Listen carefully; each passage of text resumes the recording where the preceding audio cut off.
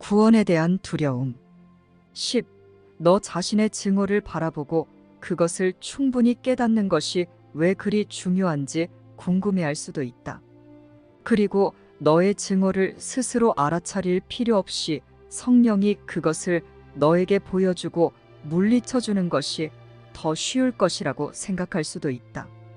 하지만 너 자신이 속죄를 받아들이지 못하도록 만든 복잡한 문제가 하나 더 있는데 너는 아직 그것을 깨닫지 못한다. 두려움을 인식한다면 그것을 묵인할 사람은 아무도 없을 거라고 전에 말한 적이 있다. 하지만 너는 혼란스러운 상태에 있어서 두려움을 무서워하지 않는다. 너는 두려움을 좋아하지 않지만 사실 너를 정말로 두렵게 만드는 것은 너의 공격 욕구가 아니다. 너는 너의 적개심 때문에 그렇게 심하게 불안해하는 것이 아니다. 내가 적개심을 감추는 이유는 그것이 가리고 있는 것을 더 두려워하기 때문이다. 11. 너는 애고가 없다면 내 안에서 더 두려워하는 무언가를 발견할 것이라고 믿는다. 내가 그렇게 믿지 않는다면 애고의 가장 어두운 초석조차 두려움 없이 바라볼 수 있을 것이다. 너는 십자가형을 두려워하는 것이 아니다. 내가 정말로 두려워하는 것은 구원이다. 애고의 어두운 토대 아래에 하느님에 대한 기억이 있으며 바로 이것이야말로 내가 정말로 두려워하는 것이다. 이 기억은 너를 즉시 내가 마땅히 있어야 할 곳으로 복귀시킬 텐데 그곳이야말로 내가 그동안 떠나려고 했던 곳이기 때문이다.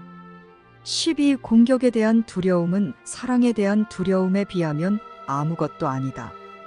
하느님의 아들을 죽이겠다는 너의 야만적인 소망이 너를 사랑으로부터 구해준다고 믿지 않는다면 너는 그 소망조차 기꺼이 바라보려 할 것이다. 왜냐하면 바로 그 소망이 분리를 야기했기 때문이다. 너는 분리가 치유되기를 원하지 않으며 그 소망을 가린 먹구름이 걷히면 아버지를 향한 너의 사랑 때문에 그의 부름에 응답하여 천국으로 뛰어들 수밖에 없다는 것을 알아차리고 있다. 따라서 너는 이제껏 그 소망을 보호했다. 너는 공격이 내가 그러지 못하도록 막아주는 구원이라고 믿는다. 애고의 토대보다 훨씬 더 깊은 곳에 하느님에 대한 너의 사랑과 너에 대한 하느님의 사랑이 강렬히 불타고 있다. 그것은 애고보다 훨씬 더 강력하다. 이러한 사랑이야말로 내가 정말로 감추고 싶어 하는 것이다. 13. 솔직히 말해 너는 미워해 라고 말하는 것보다 사랑해 라고 말하는 것을 더 어려워하지 않는가? 너는 사랑을 약함과 증오를 강함과 관련 짓는다. 그리고 너 자신의 진정한 힘을 너의 진정한 약점이라도 되는 듯이 본다. 사랑의 부름을 들으면 너는 큰 기쁨으로 반응하는 것을 통제할 수 없을 것이며 내가 통제한다고 생각하는 온 세상이 사라져버릴 것이기 때문이다. 그러니 성령은 너의 요새를 공격하고 있는 듯이 보인다. 너는 하느님이 들어오지 못하시도록 막으려 하지만 하느님은 쫓겨날 뜻이 없으시기 때문이다. 14. 너는 하느님의 현존 앞에서 무력하게 될 것이라고 생각하여 너의 정신 이상 믿음 체계 전체를 구축했으며 그의 사랑이 너를 부숴 무로 만들어버릴 것이라고 생각하여 그로부터 너 자신을 구하려고 한다. 너는 하느님의 사랑이 너를 너 자신으로부터 완전히 쓸어내서 하찮게 만들어버릴까봐 두려워한다. 너는 내가 반항을 통해 더 위대해지고 공격을 통해 위엄을 얻는다고 믿는다. 너는 내가 하느님이 파괴하려 드는 세상을 만들었는데 하느님을 사랑하면 그 세상을 내던져버릴 것이라고 생각한다. 물론 너는 하느님을 사랑하고 그 세상을 내던져버릴 것이다. 그래서 너는 그 세상을 이용해서 너의 사랑을 가려왔다. 내가 암흑과 같은 애고의 토대 속으로 더 깊이 내려갈수록 그곳에 감춰져 있는 사랑에 더 가까이 다가가게 된다. 그리고 이것이야말로 정녕 너를 두렵게 하는 것이다. 15. 너는 정신 이상은 내가 만든 것이므로 받아들이지만 사랑은 내가 만든 것이 아님으로 받아들이지 못한다. 너는 하느님의 구원된 아들이 되느니 차라리 십자가의 노예가 되려고 한다. 너는 개체로서의 죽음을 살아있는 하나인 상태보다 더 가치 있게 여기고 너에게 주어진 것을 내가 만든 것만큼 소중히 여기지 않기 때문이다. 너는 에고보다 하느님을 더 두려워한다. 그리고 사랑은 환영받지 않는 곳에는 들어갈 수 없다. 그러나 증오는 들어갈 수 있다. 증오는 너의 뜻은 신경 쓰지 않고 자기 뜻대로 들어가기 때문이다. 16. 너의 망상을 숨겨두지 말고 바라보아야 하는 이유는 그것은 그 자체의 토대가 없기 때문이다. 하지만 망상이 감춰져 있으면 토대가 있는 듯이 보이며 따라서 스스로 유지될 수 있는 듯이 보인다. 이것이 바로 너의 망상을 떠받치고 있는 토대가 되는 환상이다. 그 망상 아래에는 분노 속에서 망상을 만들었다고 생각한 사랑하는 마음이 있는데 망상이 감춰져 있는 한 그 마음은 숨겨져 있다.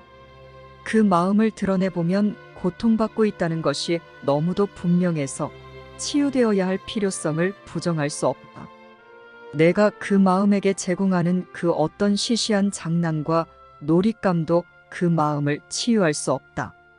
이것은 하느님의 아들에 대한 끔찍한 십자가형이기 때문이다.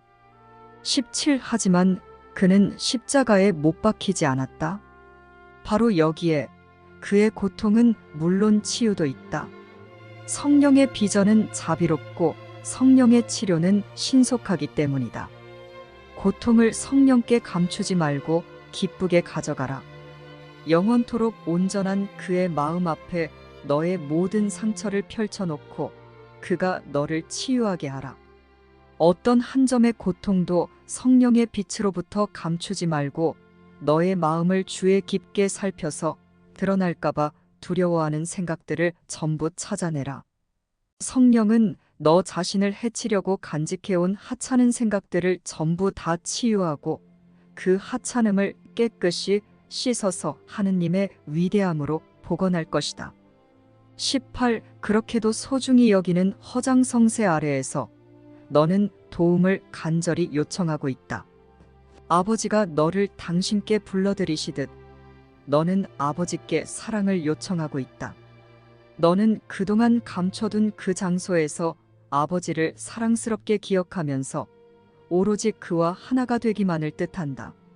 형제들 안에서 이 진리의 장소를 볼 때 너는 그곳을 발견할 것이다.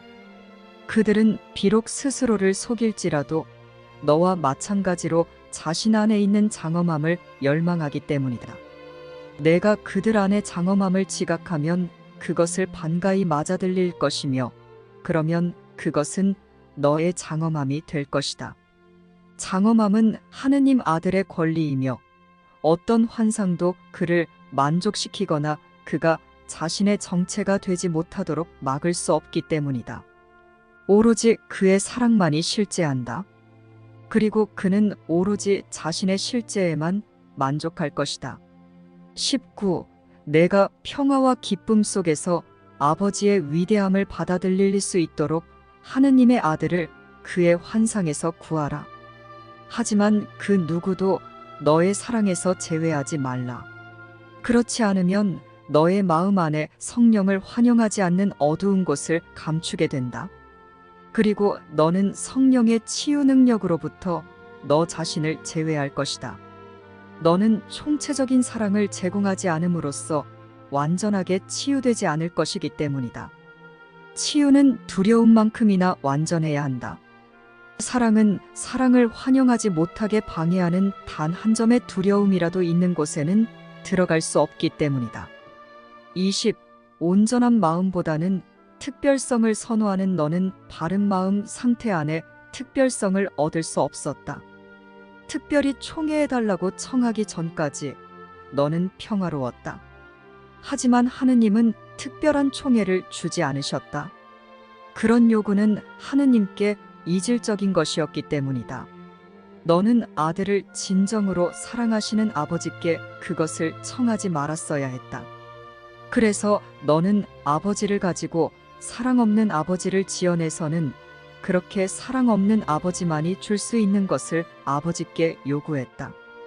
그리고 하느님 아들의 평화가 산산이 조각났다. 그는 더 이상 아버지를 이해할 수 없었기 때문이다. 그는 자신이 지어낸 것을 두려워했지만 자신과 아버지의 영광스러운 동등성을 공격했기에 진짜 아버지를 훨씬 더 두려워했다. 20일 평화 속에서 그는 아무것도 필요하지 않았고 아무것도 요청하지 않았다. 전쟁 속에서 그는 모든 것을 요구했지만 아무것도 찾지 못했다. 온유한 사랑은 평화로이 떠나 아버지께 돌아가는 길 외에는 반응할 방법이 없었기 때문이다. 하느님의 아들은 평화 속에 머물기를 소망하지 않는 한전혀 머물 수 없다. 어두워진 마음은 빛 속에서 살 수 없으며 따라서 자신이 없는 곳에 자신이 있다고 믿을 수 있는 어두운 장소를 구해야 하기 때문이다. 하느님은 이런 일이 일어나도록 허락하지 않으셨다. 하지만 너는 그것이 일어나야 한다고 요구했으며 따라서 그렇게 되었다고 믿었다.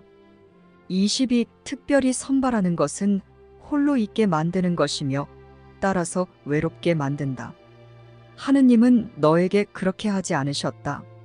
너의 평화가 당신의 하나인 상태에 달려 있음을 아시는 하느님이 과연 너를 떼어놓으실 수 있었겠는가? 하느님은 고통을 달라는 너의 요청만 거절하셨다.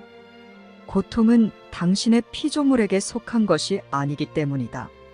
너에게 피조물을 주신 하느님은 너에게서 피조물을 빼앗아 가실 수 없었다.